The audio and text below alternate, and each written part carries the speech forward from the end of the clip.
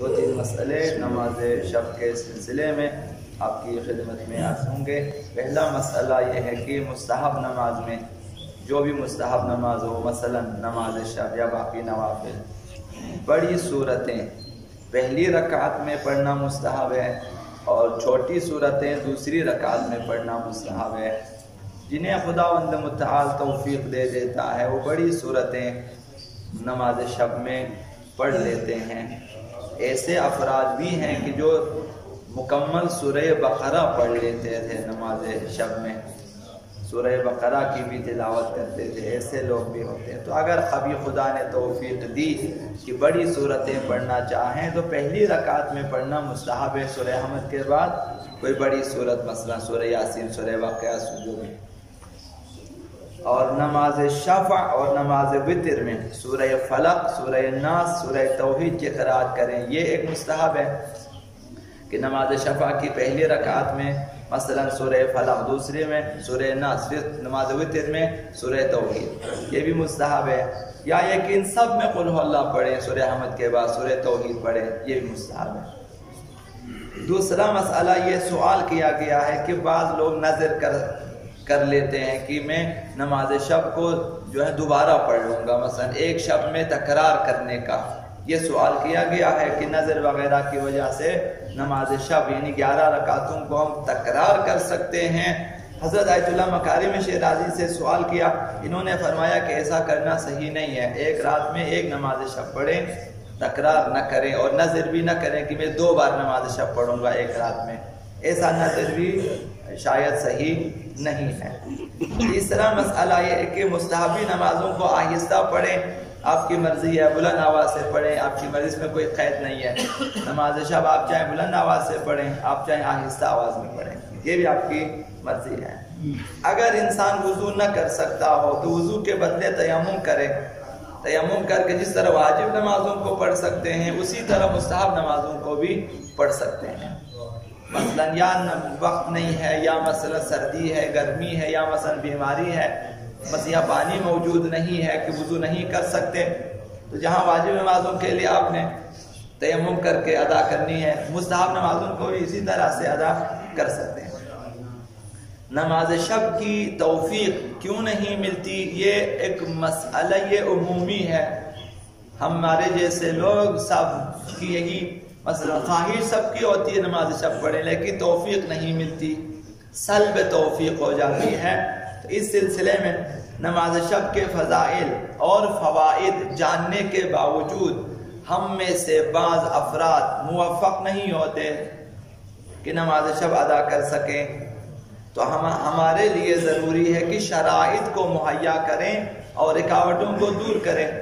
تو 2-3 رکاوٹیں ہیں نماز شب کی توفیق سالب ہونے کے سلسلے میں، کہ یہ 2-3 ایسی رکاوٹیں ہیں جن کی وجہ سے ہم نماز شب نہیں پڑھ سکتے۔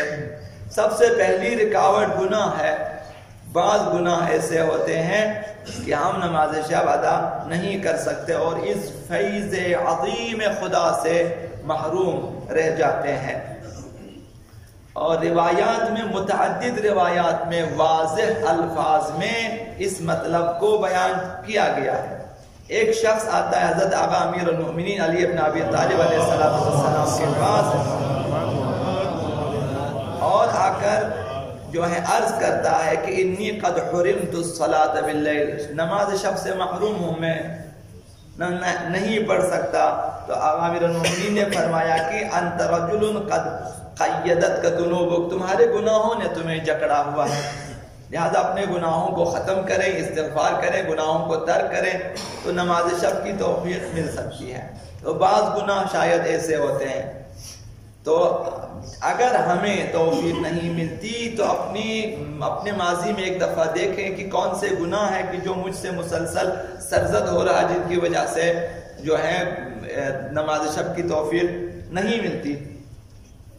حضرت آقا امام جعفر الصادق علیہ السلام نے بھی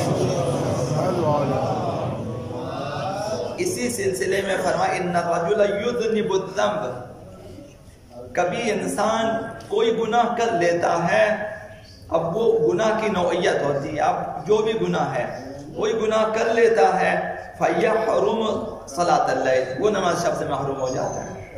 بعض گناہ ایسے ہوتے ہیں کہ انسان انجام دیتا ہے تو نماز شب سے محروم ہو جاتا ہے۔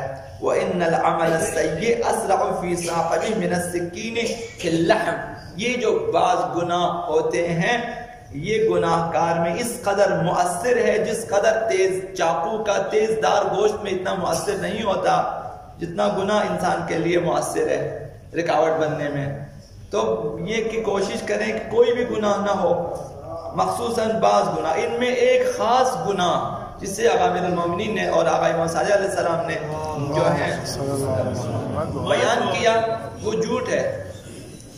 انہوں نے فرمایا کہ جھوٹ بولنے سے خاص طور پہ بیان کیا کہ نماز شب سے انسان محروم ہو جاتا ہے کہ فرمایا ان الرجل لا یکذب الکذب، کبھی بندہ کوئی جھوٹ بول لیتا ہے فیحرم بها صلاۃ اللیل، تو اسی کی وجہ سے وہ شخص نماز شب سے محروم ہو جاتا ہے۔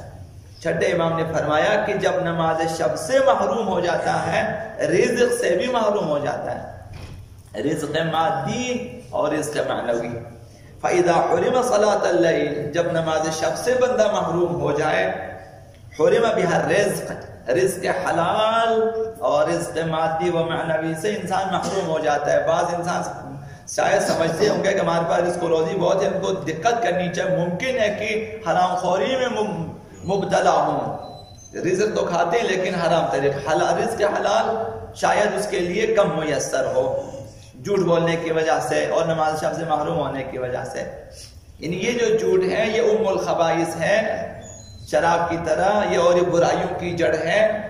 تمام برائیوں کی جڑ جو ہے وہ ایک گھر میں جمع کر کے اس کی چابی جھوٹ کو قرار دیا ہے۔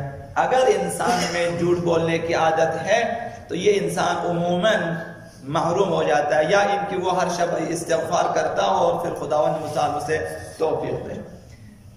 تو آقا امام صادق علیہ السلام نے اسی سلسلے میں کہ رزق اور نماز شب میں خاص تعلق ہے اسے بیان فرمایا۔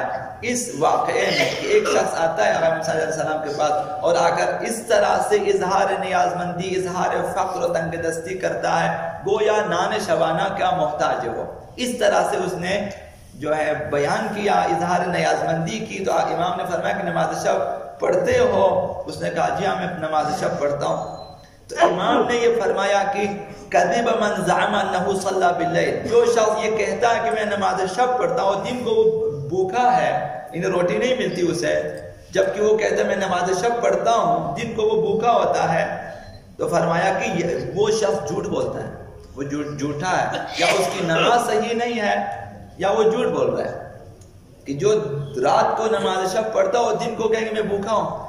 چونکہ فرمایا ان اللہ ضامن بصلاۃ اللیل قوت النہار، چونکہ خدا نے نماز شب کے ذریعہ دن کی روٹی کی ذمہ داری لی ہوئی ہے، یعنی ممکن نہیں ہے کہ ایک شخص درست نماز شب انجام دے خداوند متعال کے لیے رضا اور وہ دن کو بھوکا رہے۔